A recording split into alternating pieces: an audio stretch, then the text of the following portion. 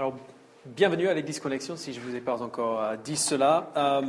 Comme Arnaud a dit tout à l'heure, pendant le mois de décembre, nous avons fait une pause dans notre série sur Éphésiens. On a commencé la lettre de Paul aux Éphésiens au mois de septembre. On est allé jusqu'au mois de décembre, puis on a fait une pause en décembre pour examiner la grande histoire que la Bible raconte. Dans la Bible, on est d'accord, il y a 66 livres.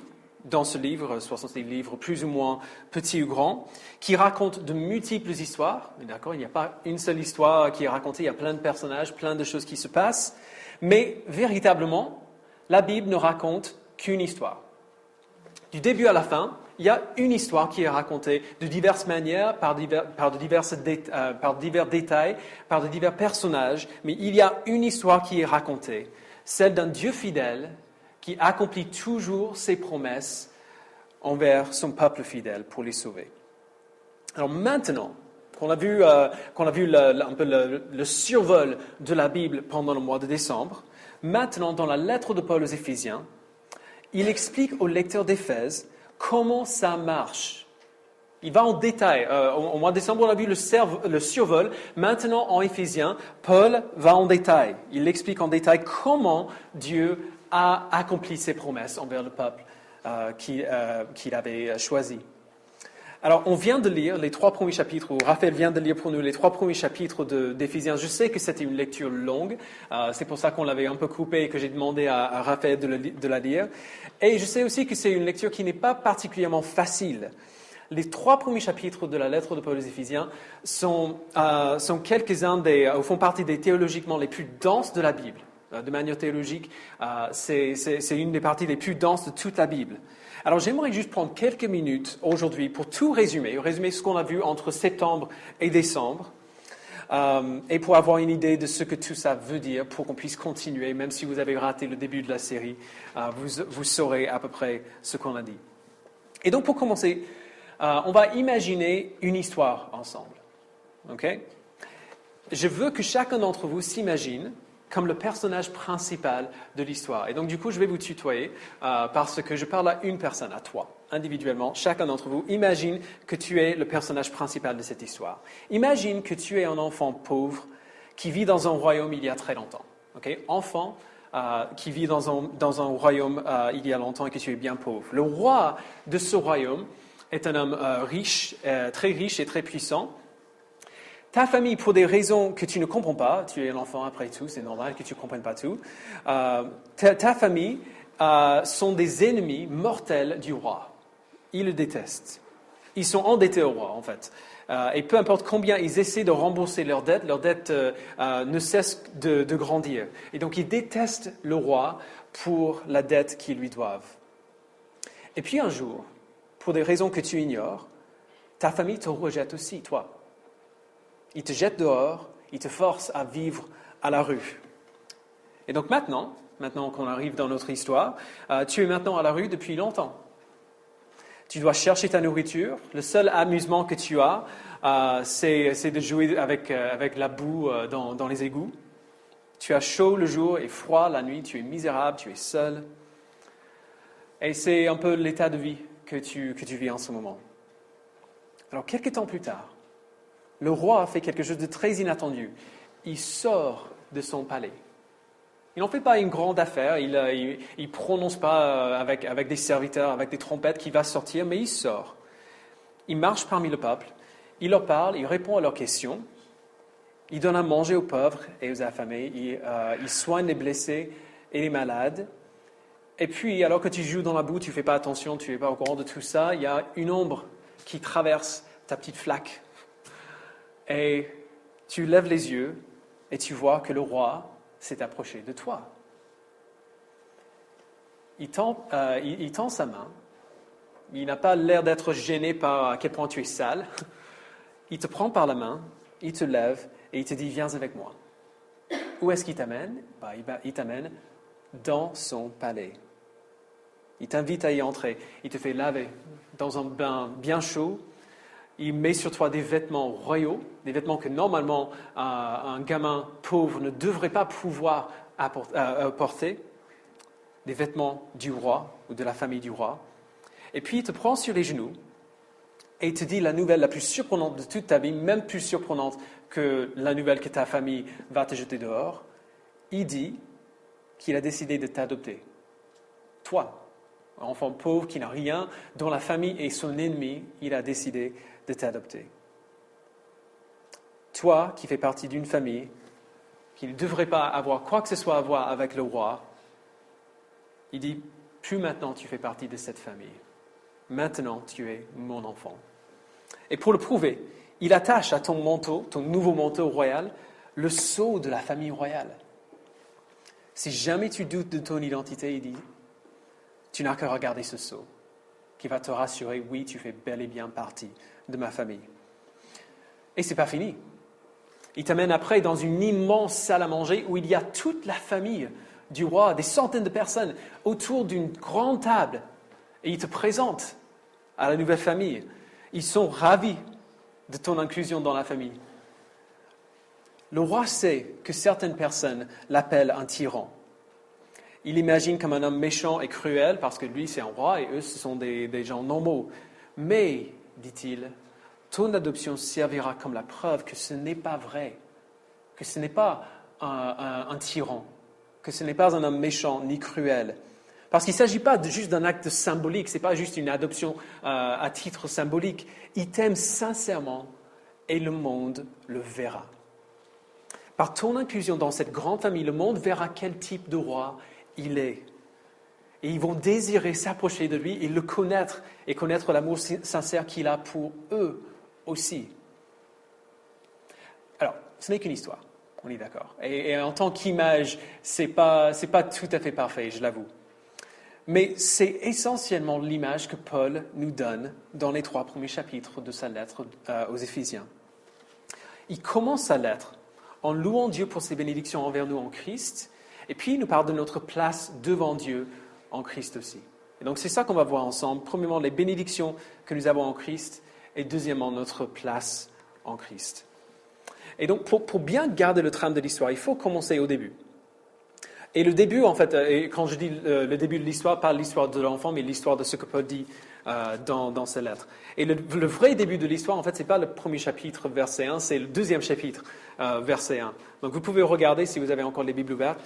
Lisez avec moi au chapitre 2, verset 1. Paul, il parle de notre état avant que Dieu intervienne. D'accord ? Verset 1, il dit « Quant à vous, vous étiez morts à cause de vos fautes et de vos péchés que vous pratiquiez autrefois, conformément à la façon de vivre de ce monde, conformément au prince de la puissance de l'air, de l'esprit qui est actuellement à l'œuvre parmi les hommes rebelles. » Alors, moi j'ai dit que l'enfant faisait partie d'une famille qui était ennemie du roi, mais Paul le dit beaucoup plus fortement que ça. Il est beaucoup plus franc que moi. Selon lui, tu n'étais pas un enfant ignorant, simplement issu d'une famille qui est ennemie de Dieu. Il dit que tu étais mort, que tu étais carrément mort. Et si je peux donner une image qui est un peu à la mode de nos jours, Paul parle essentiellement ici des zombies. Ok ? Les morts vivants, les zombies, on est d'accord que c'est comme ça qu'on les appelle. Ils marchent, ils mangent, et certains, selon si on est plutôt fan du Walking Dead ou de iZombie, réfléchissent aussi. Ok ? Mais ce n'est pas pour autant qu'ils ne sont pas morts. Ils marchent, ils mangent, ils peuvent même parfois réfléchir. Mais ils sont tout de même morts. C'est ce qu'on appelle dans la théologie la dépravation totale. Paul ne dit pas que nous sommes aussi mauvais que possible. On est d'accord que le fait d'être complètement perdu ne veut pas dire qu'on est aussi mauvais que possible, sinon on tuerait tout le monde dans notre route. Mais ça veut dire que plutôt que par nous-mêmes, nous sommes totalement incapables à revenir, à voir Dieu comme autre chose que folie au mieux ou qu'un tyran cruel. Mais il y a un mais merveilleux qui donne au verset 4. Regardez avec moi, verset 4. Mais Dieu est riche en compassion. À cause du grand amour dont il nous a aimés, nous qui étions morts en raison de nos fautes, il nous a rendus à la vie avec Christ. C'est par grâce que vous êtes sauvés. Nous qui étions morts, il nous a rendus à la vie. Autrement dit, Dieu nous fait vivre. On était morts, on était spirituellement morts, on est d'accord? Et Dieu nous fait vivre. Il ouvre nos yeux pour le voir correctement. Pour le voir non pas comme une folie, non pas comme un tyran, mais comme un Dieu puissant et rempli d'amour pour les enfants qu'il adopte. Cette ouverture, entre guillemets, cette ouverture des yeux spirituels, c'est ce dont on parle quand on parle d'être né de nouveau. Vous avez déjà entendu cette expression. Jésus l'emploie dans Jean 3, on en parle souvent dans le monde chrétien. Être né de nouveau n'est rien de moins que cela, que d'avoir les yeux ouverts par Dieu pour le voir tel qu'il est. Et si on est de nouveau, ce n'est pas grâce à quelque chose que nous avons fait. On est d'accord, les morts ne peuvent pas choisir de vivre. Les gens qui sont morts ne choisissent pas de sortir du tombeau et de vivre. C'est uniquement grâce au choix de Dieu de nous faire venir à la vie. Donc Paul nous dit dans le chapitre 1, on retourne un petit peu en arrière, il nous dit au chapitre 1 au verset 4, « En lui, Dieu nous a choisis avant la création du monde pour que nous soyons saints et sans défaut devant lui. » Alors que ce soit bien clair, on était morts, on ne pouvait pas choisir Dieu. Ce n'est pas nous qui avons choisi Dieu, c'est Dieu qui nous a choisis. Alors que nous étions entièrement pécheurs et rebelles contre lui, il est venu jusqu'à nous. Il a décidé de nous sauver avant la création du monde même. Paul est très explicite. Il nous a choisis avant la création du monde, avant qu'on fasse quoi que ce soit de bon ou de mauvais pour le mériter ou non. En effet, nous ne méritons jamais d'être sauvés, même après. Même, admettons, qu'on essaie de prendre la décision de suivre Dieu, ce n'est pas pour autant qu'on puisse se sauver. Personne ne se sauve tout seul. Dieu est celui qui prend l'initiative ici. Comme Jésus a dit dans l'Évangile selon Jean au chapitre 6, il dit « Personne ne peut venir à moi si le Père ne l'attire. » Alors tout de suite, dès le départ, on peut oublier l'idée qu'on est meilleur que qui que ce soit parce qu'on a choisi Dieu. C'est vrai qu'on a eu besoin, c'était nécessaire de prendre le choix, de faire le choix un jour de suivre Jésus-Christ et de lui consacrer notre vie. Mais personne ne peut choisir Dieu si Dieu n'ouvre pas nos yeux avant. Si Dieu ne fait pas une œuvre en nous au préalable, le choix de suivre Dieu est impossible. Et la nouvelle merveilleuse de Paul, c'est que si on a la foi en Christ, si on voit Dieu non pas comme un tyran, non pas comme une folie, mais comme le Dieu vrai, c'est qu'il a fait ce travail en nous. Alors on peut oublier la fierté d'avoir choisi Dieu. Désolé, tu n'as pas choisi Dieu. C'est Dieu qui t'a choisi. Dieu fait toujours le premier pas vers nous, qui rend possible tous nos pas après. Alors, après, fin du verset 4, il dit « Dans son amour, il nous a prédestinés à être ses enfants adoptifs par Jésus-Christ. C'est ce qu'il a voulu dans sa bienveillance pour que nous célébrions la gloire de sa grâce dont il nous a comblés dans le bien-aimé. » Donc, il nous a choisis avant la création du monde et il nous a choisis pour être ses enfants adoptifs. Il a décidé de nous adopter avant qu'on vienne à lui. Cette adoption, le fait d'être adopté par Dieu, veut dire qu'on brise tous les liens avec qui nous étions avant, dans notre péché, et que nous devenions membres de sa famille. Et parfois, on imagine que quand Dieu nous adopte, il nous adopte pour quelque chose qui est nettement inférieur à ce qu'on avait avant. Avant, j'étais libre de faire ce que je voulais, je faisais la fête, je faisais ce que je voulais, c'était génial. Et maintenant que Dieu m'a adopté, je suis contraint de vivre comme il dit. Mais Dieu ne nous a pas sauvés à une existence misérable d'esclavage. Il nous a sauvés pour la célébration. Vous voyez bien au verset 6, pour que nous célébrions la gloire de sa grâce. On est d'accord qu'une célébration n'est pas malheureuse. On n'est pas triste à une célébration. On fait la fête. Avant de venir à Christ, on vivait nos vies en pensant être heureux et en étant heureux, peut-être. mais c'est parce qu'on n'avait pas d'autres références à laquelle on pouvait comparer notre bonheur. Comme la citation de C.S. Lewis qu'on a vue dimanche dernier, il dit « Nous sommes comme un enfant ignorant qui veut continuer à faire des pâtés dans la boue parce qu'il ne peut imaginer des vacances à la mer. »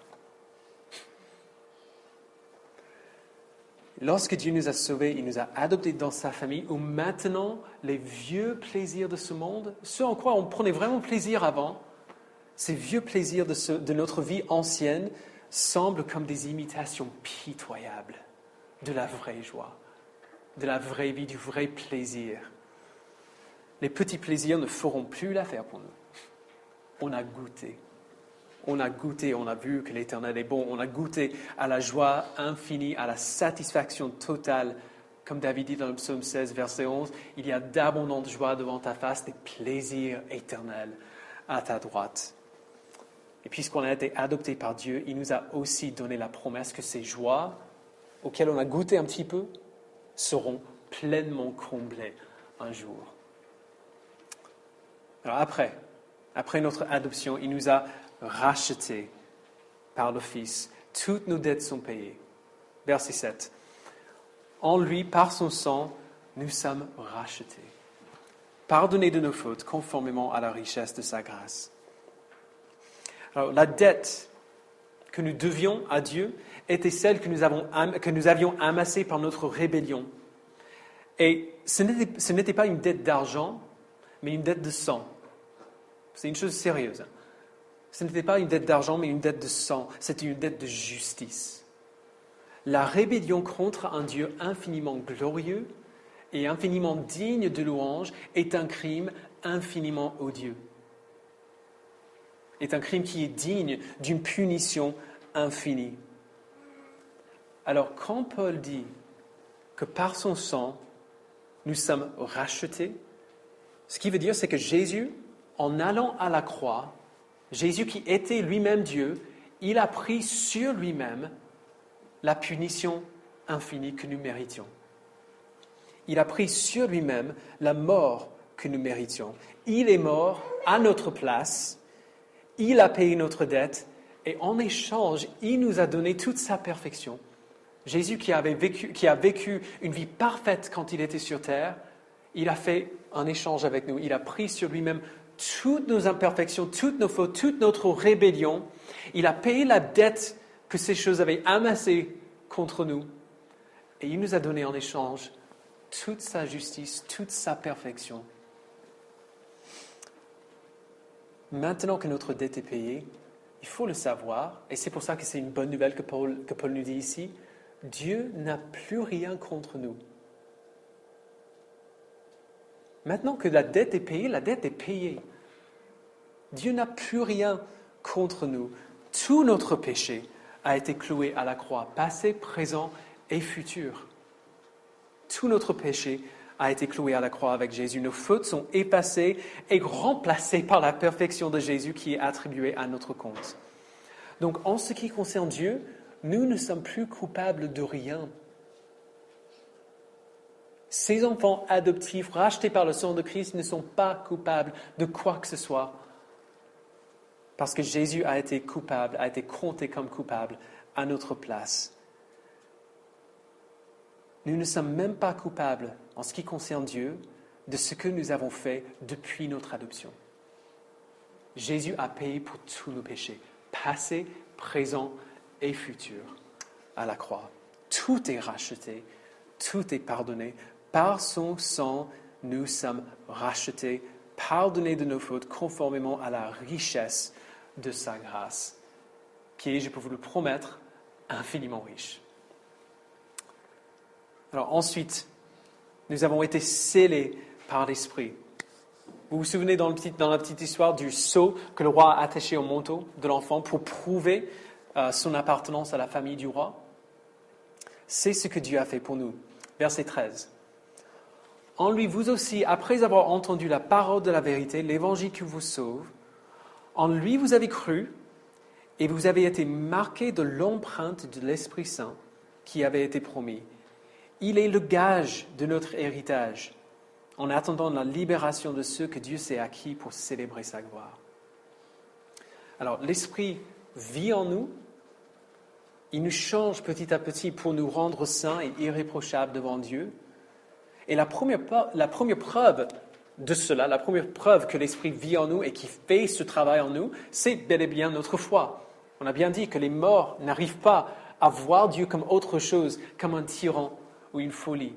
Le fait qu'on voit Dieu de manière différente, qu'on ait la foi en Christ, c'est la preuve que l'Esprit est là en train de faire quelque chose en nous. Peut-être c'est tout petit, peut-être c'est juste le début, mais c'est là. Et c'est indéniable. Personne n'aurait la foi sans que l'Esprit fasse une œuvre en eux. Alors, une autre preuve, la preuve qui suit, c'est la série de changements petits, changements progressifs, qui ont lieu en nous alors qu'on vit nos vies pour Christ. Alors, on ne devient pas immédiatement comme Christ, on lutte encore, on pêche encore, on fait encore des erreurs, des fautes, mais même dans le chrétien le plus faible imaginable, s'il a vraiment la foi en Christ, ces progrès, ces changements, il y aura quelque chose de visible. Ces progrès auront bel et bien lieu. Et souvent, ces progrès ne se voient pas simplement par un comportement différent. On parle toujours des choses qu'on fait pas aujourd'hui, qu'on faisait avant. Mais ce n'est pas juste un changement de comportement que l'Esprit fait en nous, c'est un changement de désir. Dieu dit dans Ézéchiel 36, ce que l'Esprit va faire, il a dit, je jeterai de votre corps un cœur de pierre et je vous donnerai un cœur de chair. Il ne va pas juste changer la manière dont on agit, mais la manière dont on ressent les choses qu'on veut. D'ailleurs, c'est la définition de la vraie liberté. La liberté chrétienne n'est pas la liberté de faire tout ce qu'on veut maintenant qu'on est sauvé, mais la liberté enfin de vouloir ce qu'on devrait vouloir. Parce qu'avant, on était mort, on n'était pas capable de désirer ce qu'il fallait. Et maintenant, par l'Esprit, on est capable de le faire. On est toujours poussé, qu'on soit chrétien ou non, on est toujours poussé par nos désirs d'agir d'une certaine manière. Quand nous péchons, c'est parce qu'à ce moment-là, on avait envie de pécher. On avait envie de faire cette chose. On le fait parce qu'à ce moment-là, on pense que ça fera du bien de le faire, de regarder ce qu'on ne devrait pas regarder, de se laisser aller avec notre colère, ça fait du bien, hein, on est d'accord? Quand on est dans le moment et quand quelqu'un nous énerve vraiment, de se laisser aller avec ça, c'est tout on a envie que de ça. Alors l'Esprit nous donne de nouveaux désirs qui n'anéantissent pas au départ les anciens désirs, mais qui nous permettent de combattre, ces anciens désirs. Et cette lutte, c'est vrai que c'est difficile, c'est une lutte, mais cette lutte, c'est une preuve que l'Esprit agit en nous. C'est un sceau clair et évident que Dieu nous a bien adoptés. C'est pour ça qu'on dit souvent que la vie chrétienne n'est pas facile. C'est vrai, c'est une lutte sans cesse, mais c'est une belle lutte. C'est une lutte pour enfin désirer ce qu'on devrait désirer et pour obtenir les bonnes choses à désirer maintenant. Alors on voit les trois personnes de Dieu à l'œuvre ici. On est choisi par le Père, adopté par le Père, racheté par le Fils, scellé par l'Esprit. Grosso modo, Dieu est celui qui prend l'initiative. C'est Dieu l'acteur principal dans l'histoire du salut ici. Dieu est le personnage principal de cette histoire. Comme on a vu avant, l'enfant dans notre histoire ne fait pas grand-chose. Hein. Il se laisse prendre par la main, il se laisse entraîner par le roi, et c'est lui qui reçoit. Il reçoit le bain, il reçoit les vêtements, il reçoit le sceau, il reçoit la nouvelle famille. Il ne fait que recevoir ce que le roi lui donne. C'est le roi qui a pris l'initiative pour sauver l'enfant. Alors, qu'est-ce qui s'est passé ensuite dans notre histoire? Le roi t'a amené dans ta famille, dans sa famille plutôt. Il t'a réconcilié avec les membres de sa famille que tu ne connaissais même pas avant. Et il a fait que toi et son amour pour toi et ton adoption soient une image pour montrer au monde à quel point c'est un bon roi, à quel point ce n'est pas un roi tyrannique. Par ici, c'est ce que Dieu a fait pour nous en Christ. Donc si on peut reprendre au chapitre 2, verset 4, Mais Dieu est riche en compassion. À cause du grand amour dont il nous a aimés, nous qui étions morts en raison de nos fautes, il nous a rendus à la vie avec Christ. C'est par grâce que vous êtes sauvés. Il nous a ressuscités et fait asseoir avec lui dans les lieux célestes en Jésus-Christ. En nous adoptant dans sa famille, il nous a réconciliés avec lui-même déjà, et il nous a donné la place d'honneur à côté de son Fils. On a chanté tout à l'heure, quand je pense au sublime mystère, quand Dieu si grand a pu penser à moi, que son cher Fils est devenu mon frère, et que je suis l'héritier du grand roi, c'est ce qu'il dit. Nous sommes assis à côté de Christ comme son frère, comme sa sœur. Et une fois qu'on est là, on se rend compte du sens de cette réconciliation qui nous a pleinement inclus dans sa famille. Verset 19. Ainsi donc, vous n'êtes plus des étrangers, ni des résidents temporaires, vous êtes au contraire concitoyens des saints, membres de la famille de Dieu. Alors, dans l'Ancien Testament, le peuple de Dieu était le peuple juif, les Israélites. On a vu ça beaucoup au mois de décembre. Pour la plupart, nous ici, on n'est pas des juifs.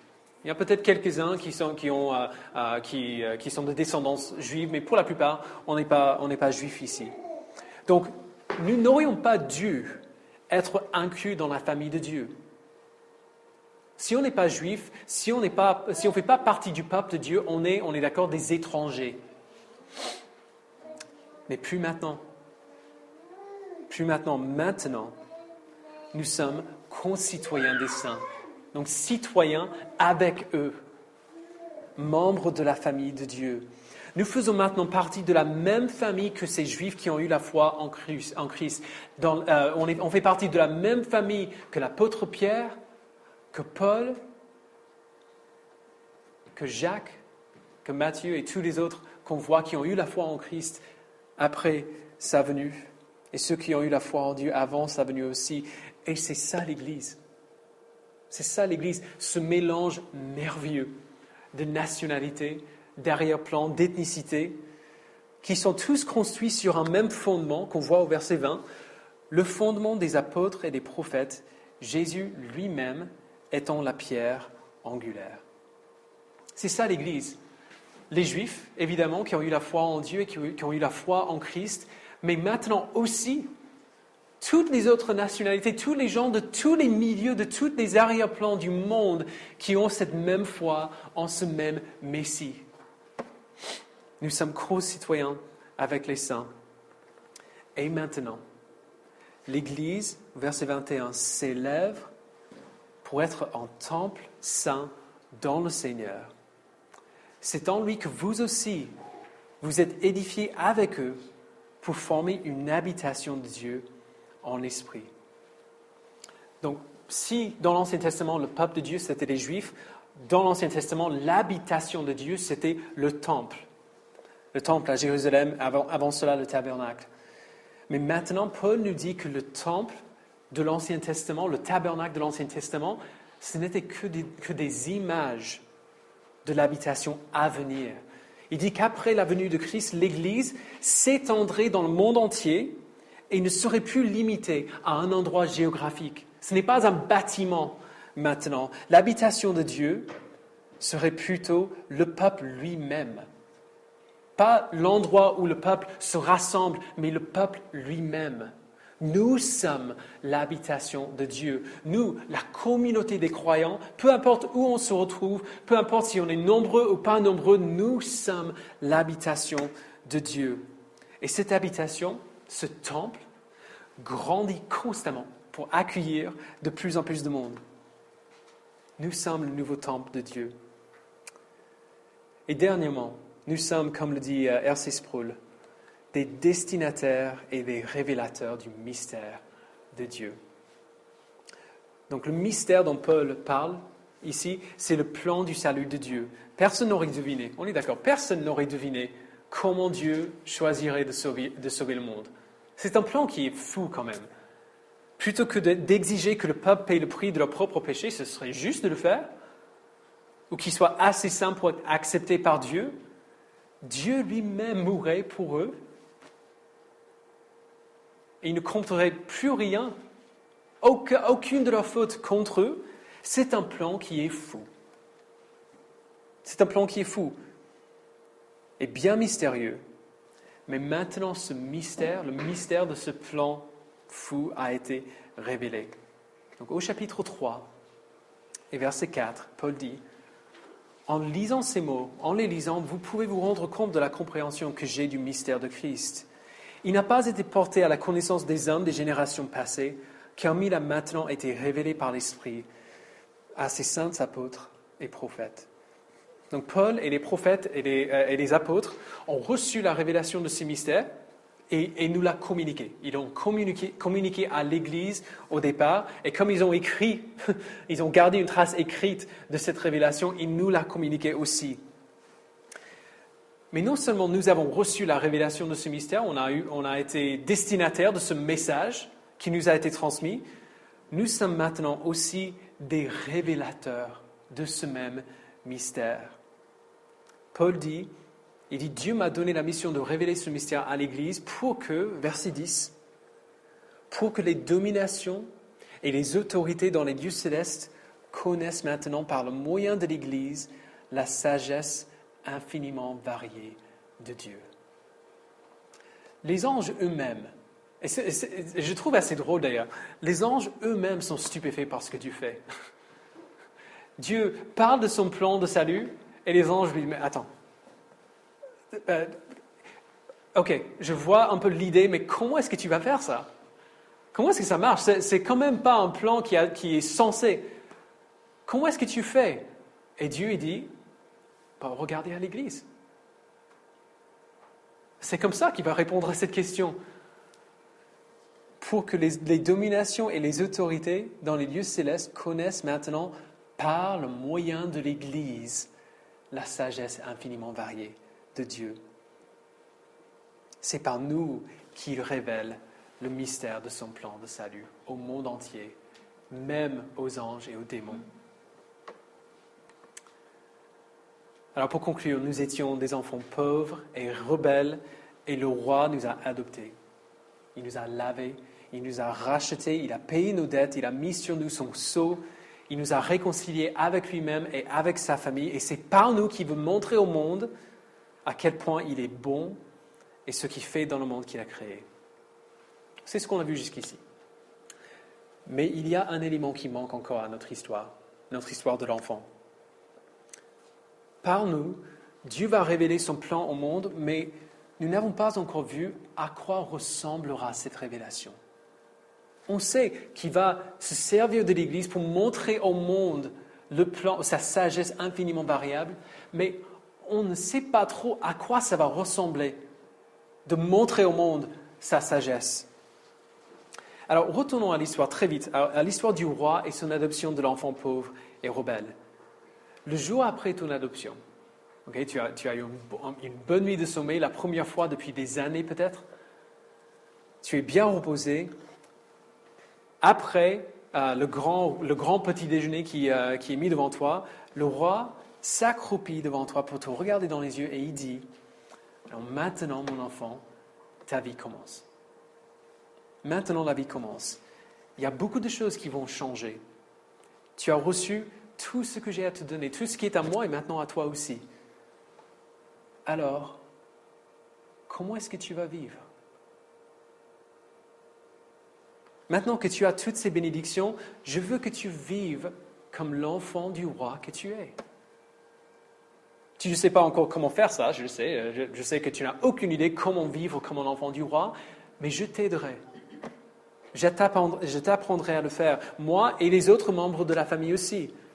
Alors, écoute ce que je dis. Observe tes nouveaux frères et tes nouvelles sœurs. Apprends à vivre comme un enfant du roi.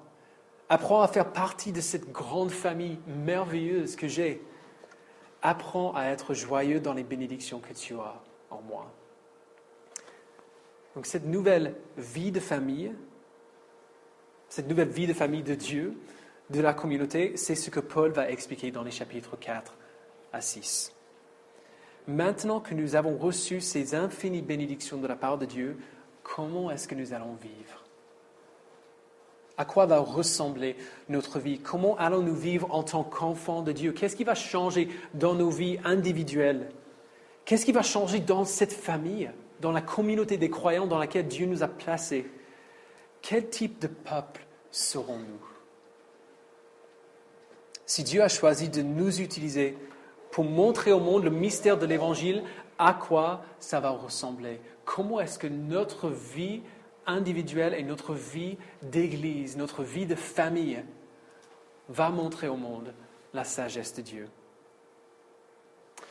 Alors, il faut dire que j'ai hésité à employer l'histoire de l'enfant et du roi parce que je n'avais pas envie, et j'ai toujours pas envie, de donner l'impression que ce que Dieu a fait pour nous est mignon. C'est une histoire un peu mignonne quand même.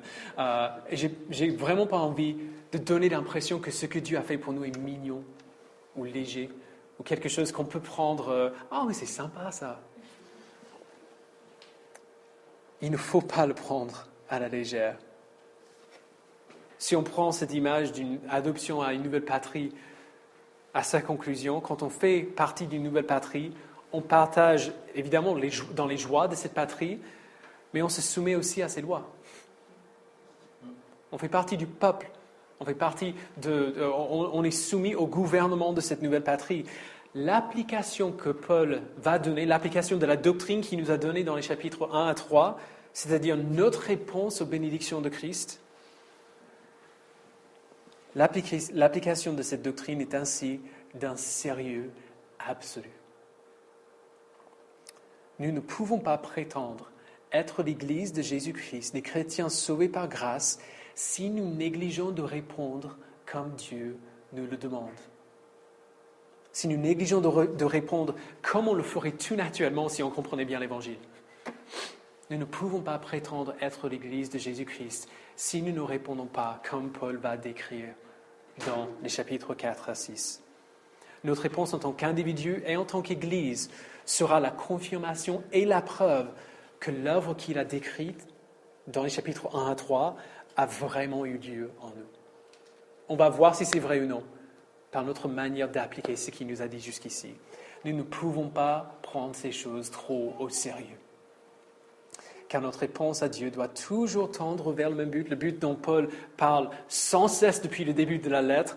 On l'a lu au chapitre 1, verset 6. Dieu nous a sauvés pour que nous célébrions la gloire de sa grâce. Donc l'enjeu est très grand et c'est merveilleux. J'ai vraiment hâte de commencer la semaine prochaine. Prions ensemble.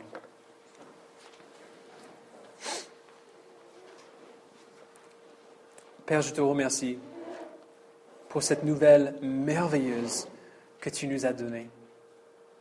La nouvelle de tout ce que tu as fait pour nous en Christ.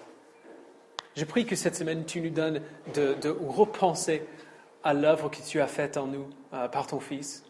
Que tu nous donnes, fais en sorte, Père, que cette nouvelle, ces vérités s'ancrent dans nos cœurs au plus profond pour que tout naturellement, parce que nous comprenons ce que tu as fait pour nous et parce qu'on ressent le poids de ce que tu as fait pour nous, les choses changent dans notre vie. Rends-nous prêts, Père. Rends-nous prêts pour l'application de ces vérités qu'on va commencer à voir la semaine prochaine. Donne à cette Église jeune de montrer au monde ta sagesse infiniment variable. Donne-nous, Père, de vivre comme des enfants adoptifs du roi, de vivre comme cela convient aux enfants adoptifs du roi. Merci, Père, pour cette nouvelle merveilleuse. Donne-nous de la connaître, de l'aimer, d'en prendre plaisir et de prendre plaisir aussi dans les changements que tu demandes de nous, parce que ce sont des changements absolument merveilleux pour nous. Si nous avons goûté à la vraie joie qui est en toi, aux plaisirs éternels qui sont à ta droite, donne-nous, Père, d'être dégoûtés par les anciens plaisirs qui sont sans valeur par rapport à ce que tu nous donnes en Christ. Au nom de ton Fils. Amen.